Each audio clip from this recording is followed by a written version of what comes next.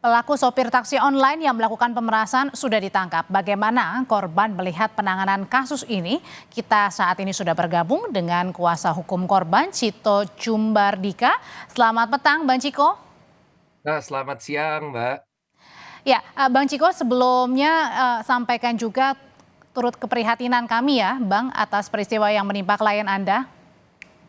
Terima kasih. Ya, Bang Ciko, kalau gitu langsung saya mau mulai. Sebenarnya gimana sih awal peristiwa ini terjadi yang dialami klien Anda, Bang?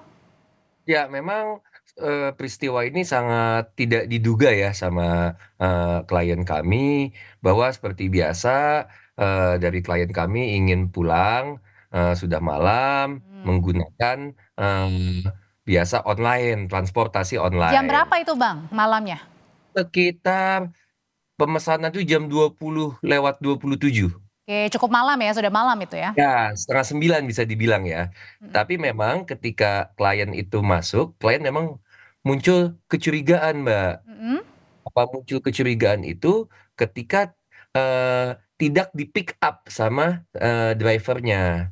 Oke. Muncul kecurigaan tidak di-pick up, namun ya coba, oh ya mungkin lupa ditekan atau mungkin ada hal lain lah yang mungkin bukan sesuatu yang poin penting gitu. Jadi klien juga masih berpikir, oh ya sudah jalan. Ya memang ketika jalannya naik tol itulah yang menjadi pertanyaan sebetulnya, Mbak, kepada klien kami, karena klien kami ini untuk menuju ke tempat tujuan dia kembali itu tidak perlu naik tol.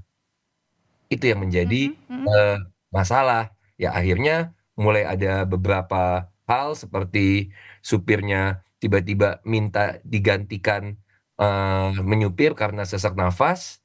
Klien saya sudah berbaik, Pak, kalau nggak kuat coba minggir dulu, cuman malah tetap dilanjutkan.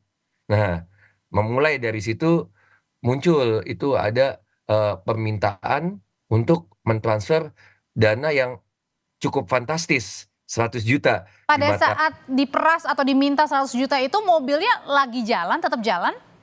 Masih tetap jalan, masih tetap jalan, cuman Di di tol sebelah itu, Bang? kiri, di tol, cuman di sebelah kiri dia tetap jalan. Klien saya ya dia bingung kan, 100 juta buat apa gitu kan. Heeh. Kan eh, uang yang sudah untuk dia membayar transportasi tersebut kan sudah dibayarkan langsung kan, sudah dipotong gitu kan. Mmm, Pembayarannya ini uang apa ya, mhm. semakin kondisinya semakin khawatir. Ya Jawabannya klien apa saya pada saat itu? Uangnya uang untuk apa nih 100 juta?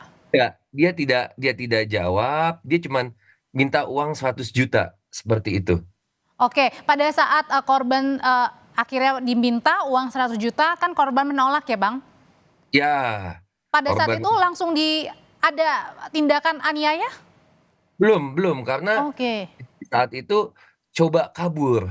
Jadi klien kami coba untuk kabur, dia keluar mencoba keluar, sempat berhasil keluar dari mobil, Mmm, minta tolong tapi tidak ada orang karena posisinya di tol. Heeh. mhm. Posisinya di tol, tidak ada orang, akhirnya diambil lagi, ditarik lagi, dimasukin lagi ke dalam mobil Oke. sama si tersangka. Sudah masuk mobil, jalan lagi, diminta lagi, lalu berusaha lagi untuk turun, berusaha lagi untuk bisa kabur. Ya, akhirnya di perjalanan kedua, nah itu sempat diancam sih, Mbak. Sempat diancam, kalau misalnya tidak mau menuruti kemauannya, nanti mau dibuang di kali. Di Mhm depan ada kali, mau dibuang di mhm situ. mhm. Dan pada saat apa akhirnya korban berhasil menyelamatkan diri dan meminta pertolongan? Nah, di saat mencoba kabur yang kedua kalinya, itu kebetulan di bawah tol itu ada orang. Ada orang, lalu dia teriak, teriak, teriak minta tolong dan akhirnya ada notice. Karena waktu sebelumnya itu kondisinya memang kosong, yang kondisi kedua ini ada orang di bawahnya dan dia bisa apa namanya, orang tersebut yang notice kalau kalau misalnya si klien kami ini minta tolong. Disitulah baru bisa kabur, namun dengan kondisi setelah tangan dan kakinya luka-luka setelah perjuangan kabur sampai loncat dari mobil, sempat diseret juga, dijambak juga. Akhirnya di kedua itulah Mbak itu bisa eh, lolos Ah, dari si pelaku. Dari pihak klien maupun, Abang sebagai perwakilan kuasa hukum sudah sempat menghubungi pihak Grab?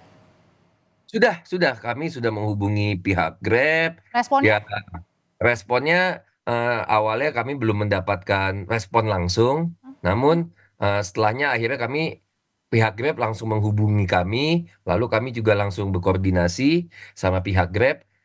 Pihak Grab juga menawarkan beberapa bantuan ya, dia menawarkan, konseling kepada klien kami, dia juga menawarkan, apa namanya, transport dengan di-driver-i oleh wanita, Mmm, juga keamanan, serta tempat tinggal juga, ditawarkan kepada klien kami. Namun klien kami, pada saat ini memang tidak membutuhkan hal tersebut, Mbak. oke. Dari klien kami hanya ingin keadilan ini bisa ditegakkan, bahwa Oke. memang, pelaku bisa diproses, hanya itu saja yang diinginkan oleh klien kami, Mbak. Dan saat ini, klien Bang Cito sendiri gimana keadaannya? Ya, kalau kondisinya sih saat ini sih alhamdulillah sehat, baik, cuman, pasti pasti, masih ada traumanya pasti, trauma dengan kejadian tersebut, tapi saat ini sih kondisinya sehat. Ya cuma mungkin ya kalau saya bisa katakan, ada sedikit nggak sedikit ya, mungkin ada trauma lah, ada Mungkin trauma. keluar-keluar juga trauma gitu ya Bang ya, masih ya? Oke, kalau gitu Bang, ini sebenarnya permintaan dari klien sendiri apa? Dan yang melapor ke polisi itu klien atau dari pihak Grab? Oh, kalau dalam lapor itu kami langsung melapor waktu kejadian, setelah kejadian tengah malamnya kami langsung melaporkan ke Polda Metro Jaya. Kami langsung melaporkan. Mmm, Nah, juga ketika Grab, tanya kan ke kami oke. juga permintaannya apa, ya itu tadi, Mbak, kalau dari kami jelas permintaannya itu adalah, pelaku ini harus dihukum. Mmm, dari pihak Grab singkat aja Bang, ada nggak juga? Itu kan tadinya pelaku harus dihukum, kalau dari untuk pihak Grab ada tuntutan sendiri? Ya, tuntutan maksudnya pihak Grab tuntutan ke. Enggak, Abang terhadap atau klien terhadap, pihak Grab?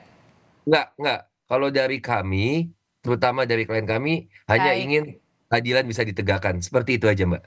Kuasa hukum korban penganiayaan sopir GrabCar, terima kasih Bang Cito Kumbardika, sehat selalu Bang. Ya, terima kasih.